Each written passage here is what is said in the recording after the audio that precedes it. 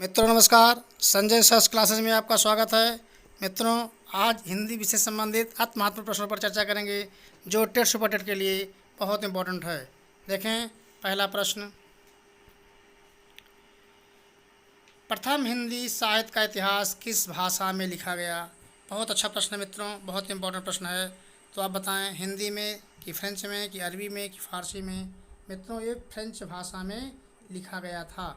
किसने लिखा था? अब देखें, हम आपको प्रत्येक प्रश्न का उत्तर भी बताएंगे, उत्तर बताने के साथ साथ संपूर्ण विश्लेषण भी करेंगे, जिससे आपके एक प्रश्न से कई प्रश्न बन जाएं। ठीक है, तो किसने लिखा था? गारसा द तासी। गारसा द तासी ने लिखा था। ठीक है, यदि पुस्तक का नाम पूछता है तो कौन सी पुस्तक थी? इस्तवार द ला लिटरेतुर इंदुई हिंदुस्तानी। ठीक है, देखें अगला प्रश्न, अंतःस्थ व्यंजन हैं।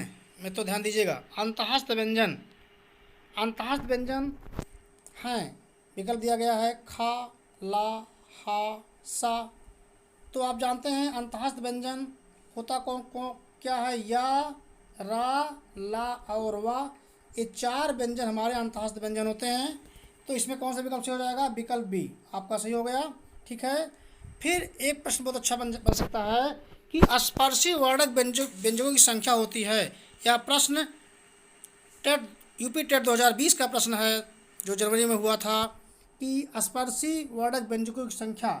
तो यहाँ पर वर्णक समझ करके कुछ लोग गलती कर गए हैं। इसमें आप जानते हैं स्पर्शी व्यंजकों की संख्या कितनी होती है? तो 25। स्पर्शी व्यंजकों की संख्या कितनी होती है? 25। ठीक है, फिर देखें अगला प्रश्न, भाषा की लघुत्तम इकाई। मित्रों, बहुत अच्छा प्रश्न है, बहुत इंपॉर्टेंट प्रश्न है। वर्ण, ध्वनि, शब्द, वाक्य।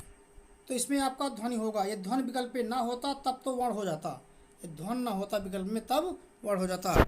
हम जो आपको प्रश्न बताएंगे, यह प्रश्न भाषा से, साहित्य से, व्याकरण से अति महत्वपूर्ण प्रश्न है। ठीक है, फिर देखें, अंधा कुआं ये नाटक है कि रचनाकार हैं। बहुत अच्छा प्रश्न है, यह प्रश्न बहुत इंपॉर्टेंट है। यह प्रश्न कई बार पूछा हुआ है। ए में है मोहन राकेश, बी में लक्ष्मीनारायण लाल, सी में लक्ष्मीनारायण मिश्र, डी में सुरेंद्र वर्मा। तो मित्रों, इसमें होगा लक्ष्मीनारायण लाल। ठीक है, विकल्प बी। फिर अगला प्रश्न पर चलें। शाह, ये शाह कौन सा शाह है? दंत, तालव्य, तालव्य होना चाहिए मित्रों, ये तालव्य, मूर्धन, ओष्ठ। ये आपका हो गया, बताएं, मूर्धा सा होता है। ठीक है, ये कौन सा सा होता है? ये इस सा को दंत सा कहते हैं मित्रों, ध्यान दीजिएगा। ये सा कौन सा सा है? तालव्य सा। इसी में से एक प्रश्न टेट के तो निश्चित रूप से आते हैं, किसी भी राज्य के क्यों ना हो। ठीक है मित्रों, ये तीन सा से एक प्रश्न तो आता ही है, इसलिए इसको आप आसानी समझ लें। ये सरौता वाला सा आता है तो दंत सा, सीटी वाला सा आता है तो तालव्य सा, ये सा आता है तो मूर्धा सा। ठीक है मित्रों, बहुत इंपॉर्टेंट प्रश्न। फिर चलें, स्वागत है। स्वागत में कौन संधि है मित्रों? ध्यान दीजिए, स्वागत, स्वागत में संधि बताइए। तो स्वागत में संधि विकल्प दिया गया है यण संधि, अयात संधि, वृद्ध संधि, डी में दीर्घ संधि। तो आप जानते हैं कि ई और आ से बनता क्या है? या। ठीक है, और ऊ धन आ से बनता है वा। तो आप समझ गए होंगे स्वागत का संधि विच्छेद क्या होगा? सुधन आगत, सुधन आगत। तो आप समझ गए कि सुधन आगत में ऊ से बना वा। ठीक है, कौन संधि हुई? यण संधि। ये यण संधि की नियम है कि ई से या, ऊ से वा, यण संधि। ठीक है, अगले प्रश्न पर चलें। संयुक्त व्यंजनों की संख्या होती है मित्रों, ध्यान दीजिएगा। संयुक्त व्यंजन बहुत अच्छा प्रश्न है। संयुक्त व्यंजनों की संख्या पूछता है तो बताएं क्या होती है? 25 होगी कि 4 होगा कि 2 होगा कि 3 होगा? संयुक्त व्यंजन की संख्या 4 होती है। तो 25 किसकी होगी? स्पर्शी वर्णक व्यंजकों की संख्या। पिछले बार यूपी टेट का आया हुआ प्रश्न है मित्रों। स्पर्शी वर्णक व्यंजकों की संख्या 25 होती है, संयुक्त व्यंजकों की संख्या 4 होती है। 4 कौन कौन से? छ छ त्रा ज्ञा स्रा, यही आपके संयुक्त व्यंजन 4 होते हैं। तो मित्रों ध्यान दीजिएगा, बहुत अच्छा प्रश्न है। तो यहाँ से आपका अज्ञा पूछ सकता है, अज्ञा किससे किससे बना है? तो आधा ज धन इया, आधा ज धन इया से ज्ञा बना है, ठीक है। इसी तरह छ किससे बना है? आधा का धन मूर्धन सा। ध्यान दीजिएगा मित्रों, बहुत इंपॉर्टेंट है, ज्ञा और छा और ज्ञा, ठीक है। अगला प्रश्न देखें, उच्छिप्त व्यंजन हैं, ध्यान दीजिएगा, उच्छिप्त व्यंजन डा ढा डा ला। तो उच्छिप्त व्यंजन होते कितने हैं? 2। कौन कौन से होते हैं? ढा और ढा, ये 2 उच्छिप्त व्यंजन होते हैं। इसी व्यंजन को हम नवीन विकसित वर्ण भी कहते हैं। मैं तो ध्यान दीजिएगा, कभी कभी प्रश्न पूछता है नवीन विकसित वर्ण कौन कौन से होते हैं? तो 2 से विकल्प आप कौन से हो जाएगा? विकल्प बी, ठीक है। फिर अगला प्रश्न, अक्षर कितने प्रकार के होते हैं? अक्षर, बहुत अच्छा प्रश्न है मित्रों। अक्षर 2 प्रकार के होते हैं। कौन? 2, 3, 4, 8 विकल्प दिया गया, होता 2। कौन कौन से? बद्धाक्षर और मुक्ताक्षर, ठीक है, 2 प्रकार के होते हैं। फिर देवनागरी लिपि में स्वरों की संख्या कितनी होती है मित्रों? बहुत अच्छा प्रश्न है। देवनागरी लिपि में स्वरों की संख्या 9, 11, 13, 10। हम आप लोग कंफ्यूज मत होइएगा। यदि देवनागरी शब्द रहेगा, ऐसे शब्द में स्वरों की संख्या 13 होगी हमेशा, कभी भी गलती मत करिएगा। देवनागरी लिपि में स्वरों की संख्या 13 होती है। यदि पूछा जाए कि मूल रूप से स्वरों की संख्या, तब तो 11 होगी। संस्कृत में स्वरों की संख्या 9 होती है, आप जानते ही हैं, ठीक है। ये देवनागरी लिपि है तो इसमें स्वरों की संख्या 13, मूल रूप से स्वरों की संख्या 11, ठीक है। अगला प्रश्न, कब तक पुकारूं के रचनाकार हैं? कब तक पुकारूं? दुष्यंत, मोहन राकेश, रांगे राघव, डी रामचंद्र शुक्ल। बहुत अच्छा प्रश्न है, हम इस तेजी से पढ़ा रहे हैं जिससे आपके बहुत जल्दी प्रश्न कम समय में सॉल्व हो जाएं और आपके नंबर क्लियर हो जाएं। तो कब तक पुकारूं के रचनाकार है रांगे राघव। बहुत अच्छा प्रश्न है मित्रों, बहुत इंपॉर्टेंट प्रश्न है, रांगे राघव विकल्प सी।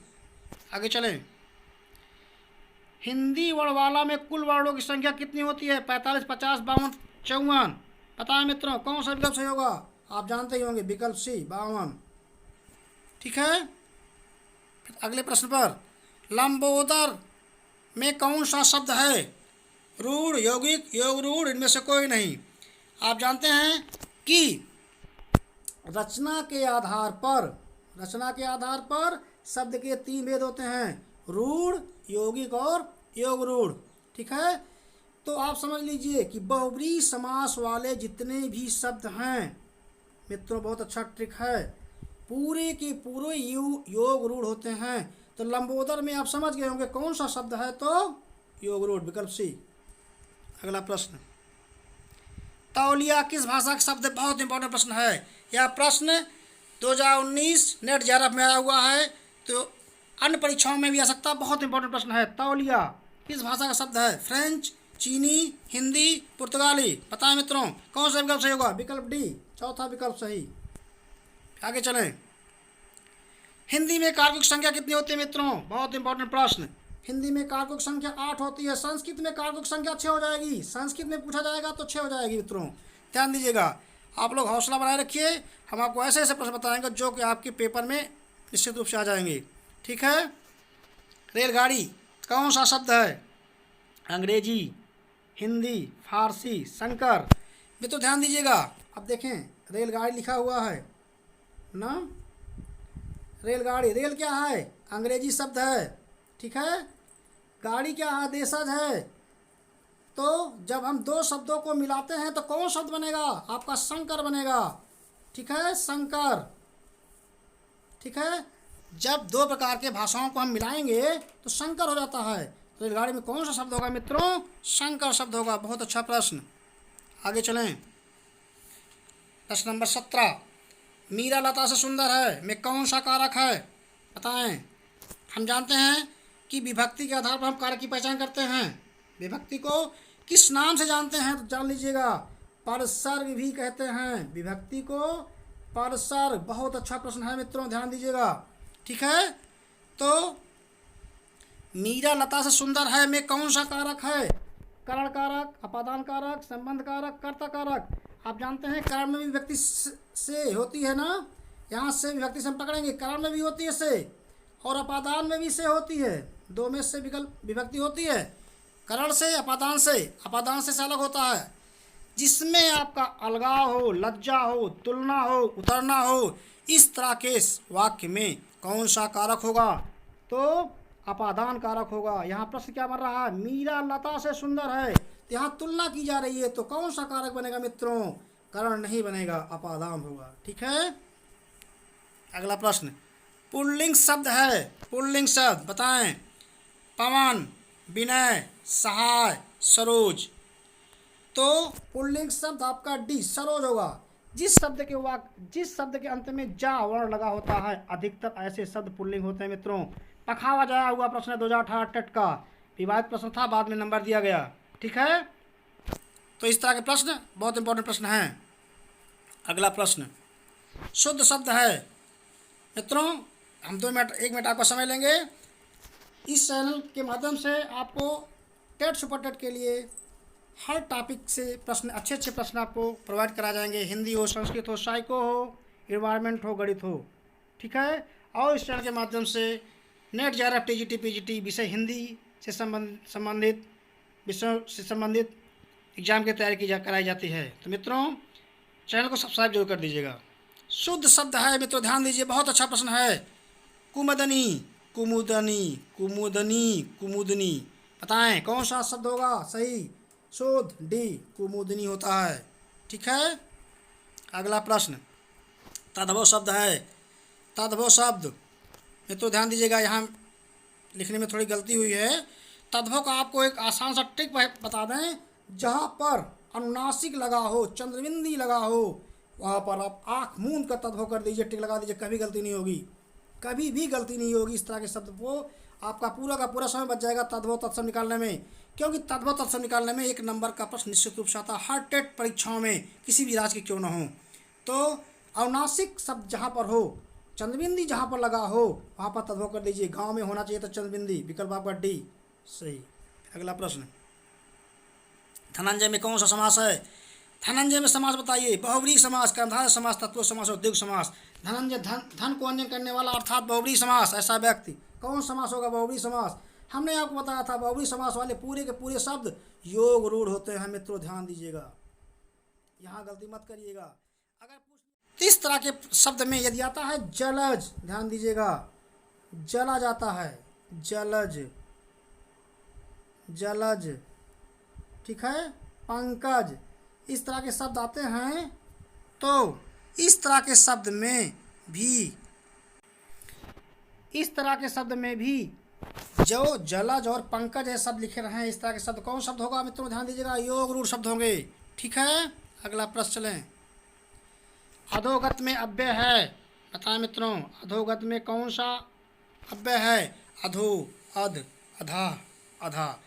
अधोगत में अधा अव्यय होता है मित्रों, क्योंकि अधो अव्यय शब्द ही नहीं है और अध भी नहीं है, अधा भी नहीं है, इस प्रकार के अव्यय कोई भी शब्द नहीं होते हैं मित्रों, ध्यान दीजिएगा। अधोगत में कौन सा अव्यय होगा? आधा होगा मित्रों। ठीक है, अगले प्रश्न में चलें। क्रिया और धातु से बनने वाले प्रत्यय को कौन सा प्रत्यय कहते हैं? क्रिया और धातु से बनने वाले प्रत्यय को विकल्प दिया गया है। विकल्प ए में कृत प्रत्यय, बी में तद्धित प्रत्यय, सी में ए और बी दोनों, डी में सभी।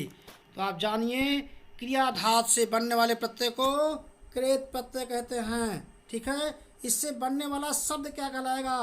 कृदंत शब्द। बहुत अच्छा प्रश्न है, कृदंत शब्द। ठीक है, फिर आप बताएं कि तद्धित प्रत्यय क्या होता है? तद्धित प्रत्यय वह प्रत्यय होता है जो संज्ञा, सर्वनाम और विशेषण से बनता है। तो तद्धित प्रत्यय में संज्ञा, सर्वनाम और विशेषण से बनेगा। कौन सा प्रत्यय बनेगा? तद्धित प्रत्यय। तद्धित प्रत्यय से बनने वाले शब्द क्या कहलाएंगे मित्रों? ध्यान दीजिए, इस तरह के शब्द जब कहलाएंगे तो तद्धितांश शब्द कहलाएंगे। ठीक है, बहुत अच्छा प्रश्न है। फिर अगला प्रश्न, मोहन से चला नहीं जाता में वाच्य है, कर्तवाच्य, कर्मवाच्य, भाववाच्य सभी। कौन सा विकल्प सही होगा मित्रों, बताएं। इस तरह में जहाँ पर असमर्थता व्यक्त की जाए, असमर्थता, निगेटिविटी, असमर्थता व्यक्त की जाए, ऐसे प्रकार के वाक्य में हमेशा भाववाच्य होता है मित्रों, ध्यान दीजिएगा। हमेशा जहाँ पर असमर्थता व्यक्त की जाए, निगेटिविटी हो, वहाँ पर भाववाच्य होता है मित्रों। कर्तवाच्य जहाँ कर्ता प्रधान हो, साथ साथ इसमें क्या होगा, कर्ता तो प्रधान होगा लेकिन सकर्मक और अकर्मक दोनों होगा, सकर्मक और अकर्मक में दोनों होता है कर्तवाच्य में। जैसे मोहन जाता है तब भी कर्तवाच्य होगा, मोहन पेन से, मोहन क्रिकेट खेलता है तब भी क्रिकेट ऑब्जेक्ट हुआ, कर्म हुआ, तब भी आपका कर्तवाच्य होगा मित्रों, ध्यान दीजिएगा। कर्तवाच्य में सकर्मक और अकर्मक दोनों होता है, ठीक है। यहाँ वाच्य है, वाक्य नहीं, ध्यान दीजिएगा। फिर कर्मवाच्य, कर्मवाच्य में क्या होता है, कर्मवाच्य में कर्म प्रधान होता है, लेकिन वाक्य को जोड़ने के लिए से द्वारा का प्रयोग होता है मित्रों, ध्यान दीजिएगा। अगर से द्वारा का प्रयोग रहे, ठीक है, तो हमेशा कर्मवाच्य होगा। जैसे जैसे बताएं, राम पेन से लिखता है, बताएं, ठीक है। राम पेन से लिखता है, यहाँ से है ना, जहाँ से द्वारा का प्रयोग होगा इस तरह के वाक्य में हमेशा कर्मवाच्य होगा मित्रों, ध्यान दीजिएगा। जैसे सीता द्वारा पत्र पढ़ी जाती है, सीता द्वारा पत्र पढ़ी जाती है, तो सीता द्वारा पत्र द्वारा प्रयोग हुआ, से द्वारा का प्रयोग हुआ, तो कर्मवाच्य आपका बन जाएगा मित्रों, ध्यान दीजिएगा। अगले प्रश्न चलें, बहुत अच्छा प्रश्न है। मोहन ने थोड़ा दूध पिया में विशेषण बताइए। में विशेषण, थोड़े दूध में विशेषण हमको बताना है, थोड़ा दूध में, ठीक है। थोड़ा दूध में कौन सा विशेषण होगा मित्रों, बताएं। ये आपका जो थोड़ा दूध है इसमें कौन सा विशेषण होगा, निश्चित संख्यावाचक, अनिश्चित संख्यावाचक, निश्चित परिमाणवाचक, अनिश्चित परिमाणवाचक। आप जानते हैं संख्यावाचक क्या होता है, जहाँ पर हम गिनते हैं, निश्चित संख्यावाचक जहाँ पर गिन लेते हैं, जैसे 5 लोग 10 लोग, तो हो गया निश्चित संख्यावाचक। अनिश्चित संख्यावाचक होता है जिस संख्या को हम गिनते नहीं हैं, कुछ लोग, काफ़ी लोग, ठीक है। तो कुछ लोग यदि आ गया, कुछ लोग आ गया, तो इसमें कौन सा होगा, अनिश्चित संख्यावाचक, ठीक है। फिर देखें, निश्चित परिमाणवाचक, अनिश्चित परिमाणवाचक। परिमाण का मतलब क्या होता है बताएं मित्रों, परिमाण का मतलब होता है नापतोल, ठीक है। जहाँ पर नापतोल करते हैं वहाँ परिणाम होता है। जैसे गेहूं को तौले, दूध को नापे, ये नापतोल होता है, ठीक है। तो निश्चित परिमाणवाचक, अनिश्चित परिमाणवाचक कौन है, निश्चित परिमाणवाचक क्या होता है बताएं। जैसे निश्चित परिमाणवाचक उदाहरण लीजिए, जैसे 4 मीटर कपड़ा, कपड़े को नापते तोलते हैं ना, लेकिन संख्या में नापते हैं। 4 मीटर कपड़ा, 5 लीटर दूध, तो आपका क्या होगा, निश्चित परिमाणवाचक होगा मित्रों, ध्यान दीजिएगा, गलती मत करिएगा। फिर देखें, अनिश्चित परिमाणवाचक का होता है जिसको हम नापते तोलते, तो परिमाण में नाप तोल तो होगा लेकिन उसको निश्चित नहीं होता। जैसे थोड़ा दूध, तो थोड़ा दूध विकल्प में है ना, थोड़ा दूध तो परिमाणवाचक है लेकिन थोड़ा कुछ क्लियर नहीं है, निश्चित नहीं है। जब निश्चित नहीं होगा तो कौन सा विकल्प होगा, आपका विकल्प डी, अनिश्चित परिमाणवाचक होगा। तो मित्रों, इस तरह के बहुत अच्छे प्रश्न हम आपको हिंदी हो, संस्कृत हो, साइको हो, गणित हो, इन्वायरमेंट हो, टेट सुपर टेट के बहुत अच्छे प्रश्न आपको हम प्रोवाइड कराएंगे। तो मित्रों ध्यान दीजिएगा, चैनल को सब्सक्राइब करें, इससे बहुत अच्छे प्रश्नों को आप समझें, पढ़ें और अच्छा नंबर पाएँ। हमारा उद्देश्य है कि आप भी टीचर बनें। हमारा उद्देश्य केवल एक ही है, शैक्षिक चैनल के माध्यम से, कि शिक्षा जगत में एक क्रांति ला दो, ठीक है। आप भी एक शिक्षक बने, और इस चैनल के माध्यम से टीजीटी, पीजीटी, नेट, जेआरएफ की भी हिंदी विषय संबंधित तैयारी कराई जाती है। धन्यवाद।